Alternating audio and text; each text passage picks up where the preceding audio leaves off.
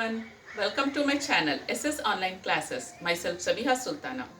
So from today, I am going to start social science classes for 9th standard NCERT syllabus.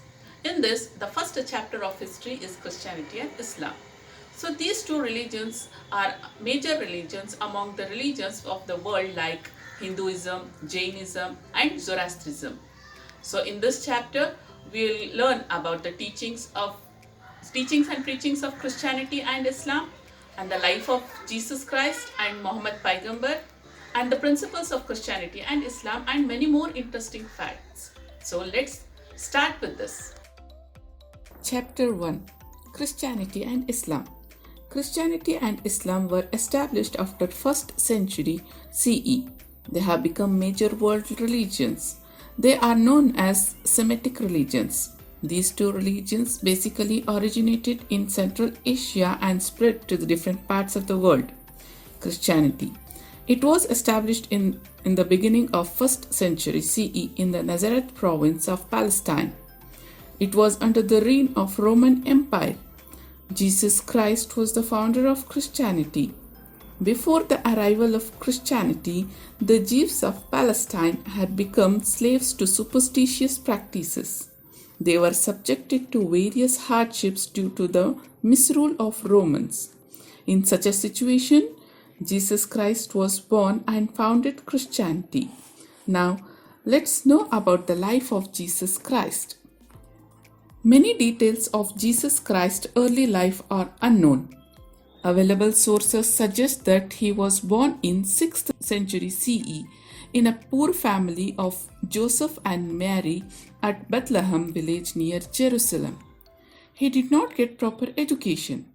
Despite, he acquired a lot of religious knowledge by his extraordinary power of intelligence and interpreted the holy book of Jeeves in a simple language. At the age of 30, he came under the influence of John Baptist and he was baptized by him. He enlightened the people in distress by divine teaching and made them psychologically strong. This made him very popular among the people and he was known as Messiah, or the savior of the people. Day by day, his service to poor and kindness was known to all, and he became very popular among all sects of the society. Gradually, people considered him as a godly man. The priestly class of Jews opposed this. They complained against Jesus Christ to the governor of Roman Empire, Pontius Pilate, charging him as treason. After the trial, he was taken to Golgotha on a Friday and crucified on the cross. Christians observed this day as Good Friday. Now, let us know about the teachings of Jesus Christ. Jesus Christ preached about God in simple terms, traveling across Palestine region between his 30 years and 33 years of age.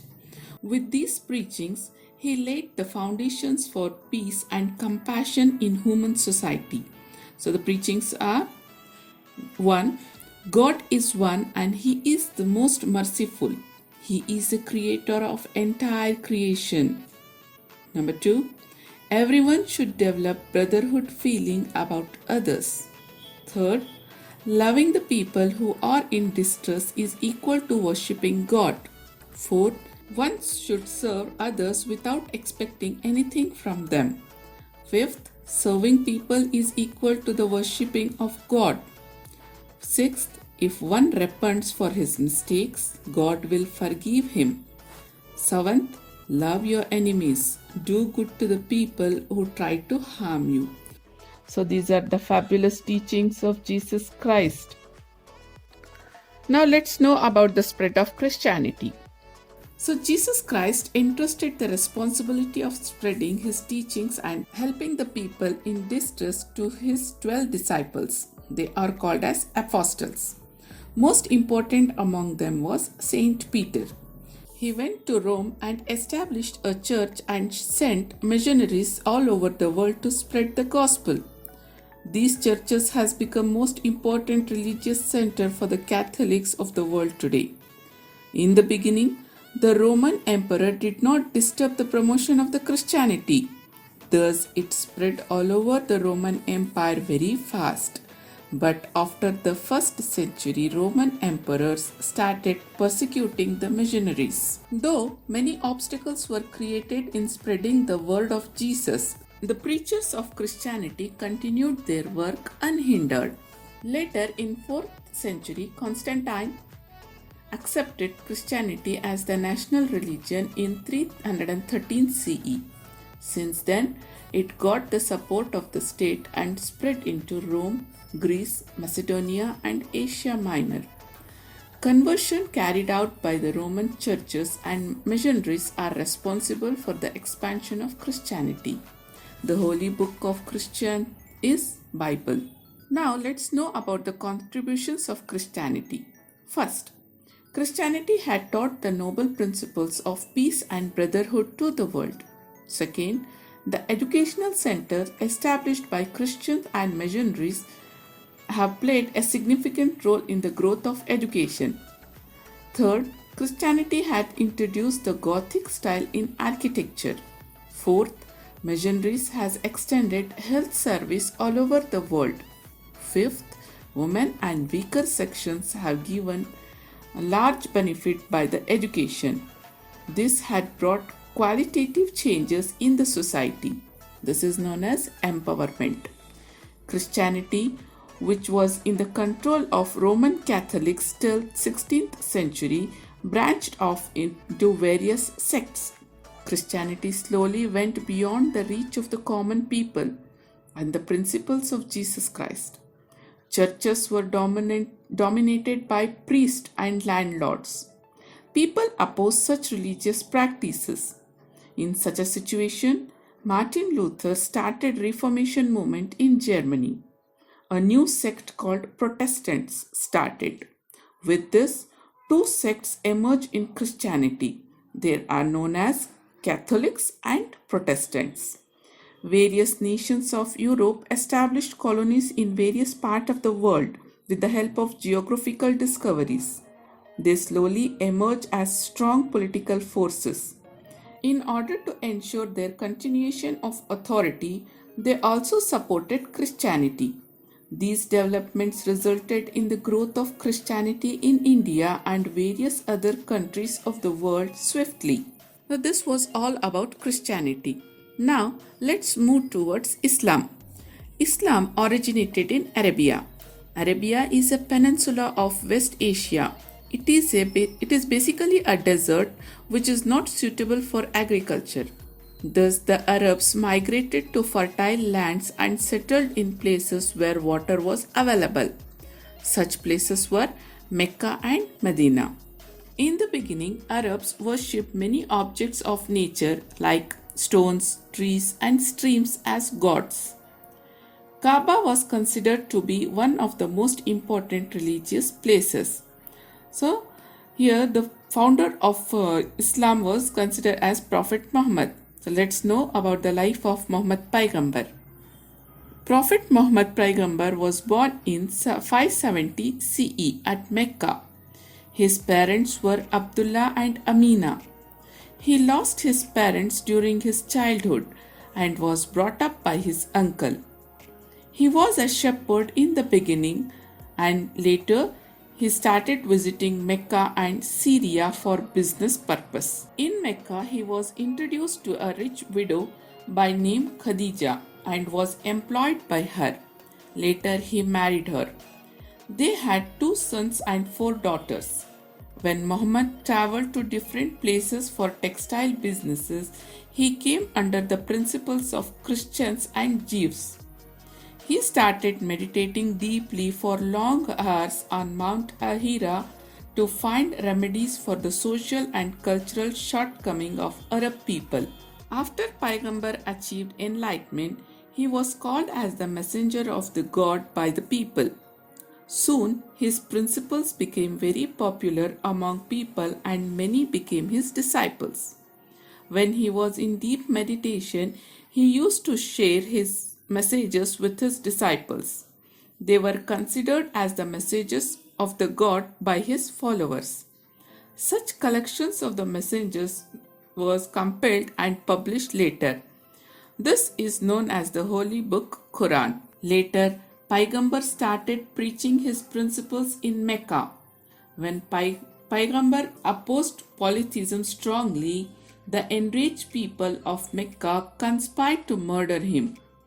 He traveled from Mecca to Medina when he became aware of this in 622 CE.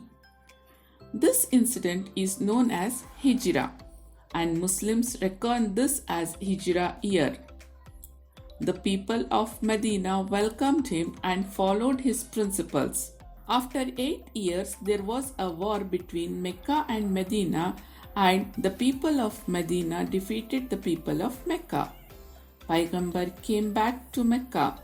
The people of Mecca accepted his teachings. Finally, they became the followers of the religion propagated by Paigambar. Gradually, his principles spread all over the Arab region. Paigambar died in 632 CE. Now, let's know the teachings of Islam. Islam means submissions of oneself before the God, and Muslims means the follower of God. The teachings of Islam are here. First, God is one. A simple prayer is enough to win the heart of the God. Second, one should lead an honest and principled life and should keep away from all the bad habits.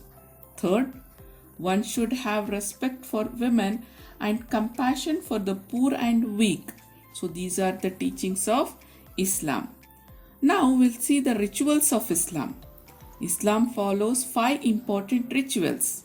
First, Kalima means belief only in Allah. Muhammad is his prophet.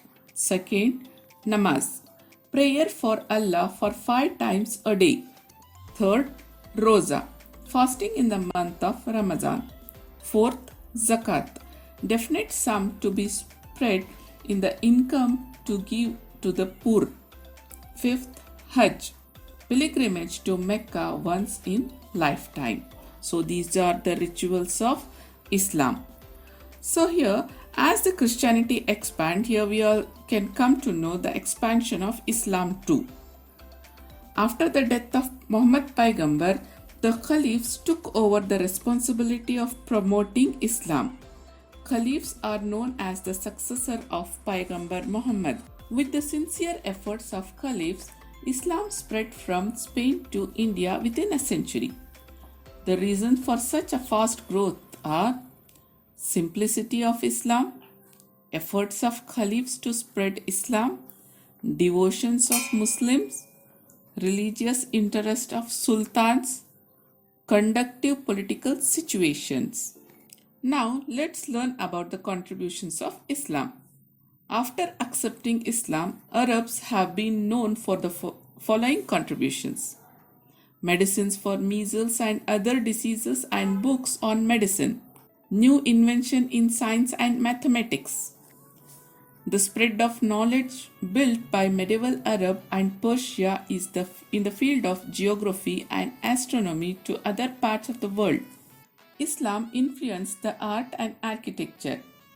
The features of Islamic architecture can be seen in the buildings built in Roman, Byzantine and Persian empires. Like in other religions, many sects can be found in Islam.